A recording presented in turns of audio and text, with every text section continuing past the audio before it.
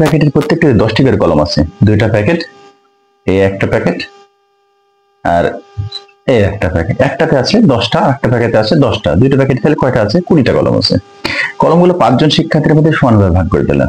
তাহলে বুঝতে পারছো যে আগে হবে কি, এখানে দেখো 2টো প্যাকেট আছে, 10টা কলম আছে, দেখছো? তাহলে 2টো প্যাকেট আর 10টা কলম। তাহলে এখানে দেখো, এখানে প্রথমে দেওয়া আছে কি, প্যাকেটের সংখ্যা গণিত কলমের সংখ্যা শিক্ষার্থীর সংখ্যা দ্বারা ভাগ করতে হবে। এটা নিয়ে আমরা, তাহলে এটা আগে হয়েছে না, এটাও হয়েছে না, তাহলে এইটা আর এটা মধ্যে দেখতে হবে, ক আর ঘর মধ্যে দেখতে হবে। তাহলে দেখো প্যাকেটের সংখ্যা গণিত কলমের সংখ্যা, তাহলে আমরা এখানে জানছি যে একটি প্যাকেটে আছে 10টি কলম। আমরা যদি এটি লিখতাম তাহলে লিখতাম কি, একটি পকেটে আছে 10টি কলম, দুইটি প্যাকেটে আছে 10 গণিত 2 লিখতাম, এভাবে লিখতাম না? তাহলে কলমের সংখ্যা গণিত প্যাকেট সংখ্যা হইতো কলম গণিত প্যাকেট, আর ভাগ হইতো শিক্ষার্থীর সংখ্যা। তাহলে আমাদের উত্তর হলো এটা। এবার আমরা দেখো এই যে এখানে 7 7 7 কে প্রকাশ করার নিচের কোনটি সঠিক? এটা তো হয়েছে না, এটাও তোমার, এটাও দেখছো যে এটাও হয়েছে না। তাহলে আমাদের হচ্ছে কি, দেখো কোনটা আছে 7, দেখি আগে গুনি, 1 2 3 4 5 6 7 8, 8টা আছে।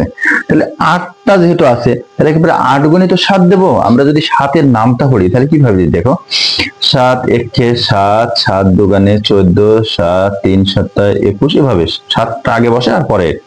যেহেতু এখানে 7-এর নামটার মতন হয়ে আছে, তাহলে 7টা বসবে আগে এবং পরে যে সংখ্যাগুলো হলো, কতটা সংখ্যা হলো সেটা হলে বসবে পরে।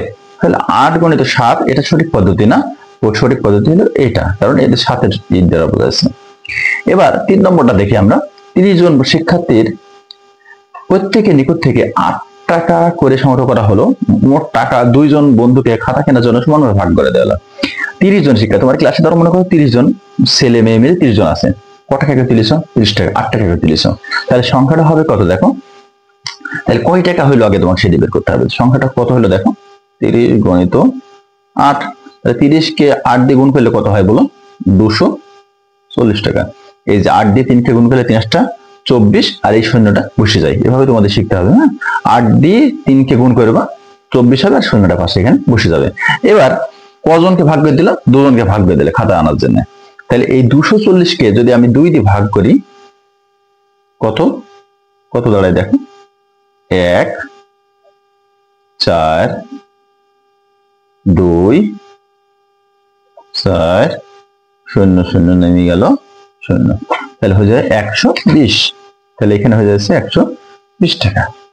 এবার ময়না একদিনে 8 ভাগের 2 ভাগ সময় পড়ালেখা করে। সে সারাদিন কত ঘন্টা পড়ালেখা করে? তাহলে একদিন মানে কত ঘন্টা বলো, একদিন মানে কত ঘন্টা? 24 ঘন্টা। তাহলে 24 ঘন্টার মধ্যে পড়ালেখা করতে করে করে কত, 8 ভাগের 2 ভাগ, এটা 2 ভাগের হিসাব পরে, আগে 8 দিয়ে ভাগ করতে হবে। হ্যাঁ, 24 ঘন্টা যদি মোট সময়, 24 কে যদি আমি 8 দিয়ে ভাগ করি তাহলে দেখো কত পাইছি, 24 কে 8 দিয়ে ভাগ করলে 3 8 24, 3 পাইছি। তার মানে 8 ভাগ করলে হয় 3। এবার দেখো বলছে কি 2 ভাগ পড়ে, 8 ভাগের 2 ভাগ, তার মানে কি 8 ভাগের 2 ভাগ মানে কত, এই যে আমি 8 ভাগ করলে পাইছি 3, এর আবার 2 ভাগ হবে, মানে 3 কে 2 দিয়ে গুণ করলে যা হবে 6 ঘন্টা। তাহলে উত্তর হয়েছে কত, 6 ঘন্টা। এবার আমরা সংক্ষিপ্ত উত্তরে দেখে যাই। 1 মার্কের, একই সংখ্যা বারবার যোগ করাকে কি বলে? 2 মার্কের এগুলো আসে। একই সংখ্যা বারবার যোগ করাকে কি বলে? আমরা এই যে এখনই করলাম, দেখো একই সংখ্যা বারবার যোগ করাকে, এই যে 1 1 এইটা। তাহলে একই সংখ্যা যদি আমরা ধরো 5 5 5 এটা যোগ করাকে কি বলে বলো? গুণ বলে। হ্যাঁ, তাহলে আমরা 1 নম্বরের উত্তর বলতে পারি যে গুণ।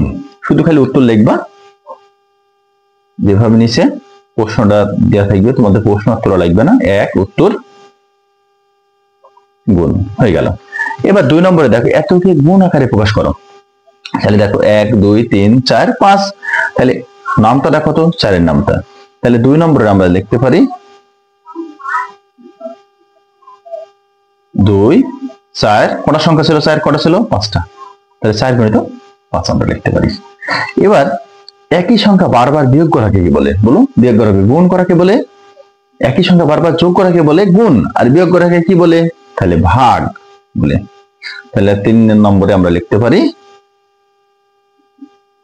উত্তর দি ভাগ। এবার 136 থেকে কতবার 4 বিয়োগ করা যায়? 136 থেকে কতবার 4 বিয়োগ করা যায়? তাহলে কত যোগ করা যায় বললে সেটা কি, আর কি করলে, তাহলে আমরা 136 থেকে কবার বিয়োগ করা যায় এটা আমরা কি করব দেখো, 104 ভাগ 136। তাহলে দেখো 3 4 12, 3, এটা তোমরা রাফে করে নেবে। 3 4 12 আর থাকলো 1, 6, 4 4 16, তার মানে 34। তাহলে এটা আমরা রাফে করে নেব, নেওয়ার পরে বা পাশে এখানে দাগ টেনে তোমরা করতে পারো, পাশে তোমাদের খাতা যেখানে অঙ্ক করছো তার পাশেও দাগ টেনে করতে পারো। তাহলে 4 নম্বরের উত্তর আমরা পাইলাম কত? উত্তর লেখার পরে যেভাবে একটা দেব, চিহ্ন দেব, দি আমরা লিখে দিলাম 34। কতবার 4 বিয়োগ করা যায়? 34। তাহলে 7 কে 25 বার যোগ করাকে বিকল্প রূপে প্রকাশ করো। তাহলে 7 কে 25 বার যোগ করতে হবে, 25 বার, 7 কে 25 বার যোগ করতে হবে। হ্যাঁ, 7 সংখ্যাটা 25 বার যোগ করতে হবে। তার মানে 7 7 7 7 7, এটি কবার হলো? 4 বার, 7 5 বার, এইভাবে। তাহলে বিকল্প রূপে প্রকাশ করো। তাহলে আমরা এটা লিখতে পারি, উত্তর, এভাবে একটা চিহ্ন দিবা সারা জীবন লেখার সময়। 7 25 বার, 7 গণিত 25 বার, বুঝলো? 3 বার 18 যোগ করাকে, 3 বার 18 যোগ করাকে বিকল্প রূপে প্রকাশ করো। 3 বার 18 যোগ করাকে বিকল্প রূপে প্রকাশ করো। যদি এটা উত্তর দিয়ে দাও, দিতে পারো 175। আর 6 উত্তর সেম একই, 3 বার 18 যোগ করাকে। এইবার দেখো এখানে 7 কে 25 বার, আর এখানে বার কোনটা? হ্যাঁ, 3 বার, 3 বার কাকে? 18।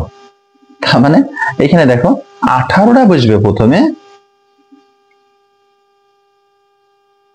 মানে যেটা বার বলবে সেটি বসবে বেশিরভাগ সেটি বসবে পরে। এটি 3 বার, দেখছো 3 বার মানে 3টা বসছে এবার পরে, বুঝলে? তাহলে 3 বার 18 যোগ করাকে বিকল্প করে প্রকাশ করো। তাহলে 3 বার, যেটা বার বসবে, যে এখানে দেখো 25 বার ছিল, 25 বার ছিল, এখানে 25টা পরে বসছিল, এখানে 3 বার বসছে বলে 3 বার পরে বসছে। ধন্যবাদ সবাইকে আমাদের সাথে যুক্ত থাকার জন্য।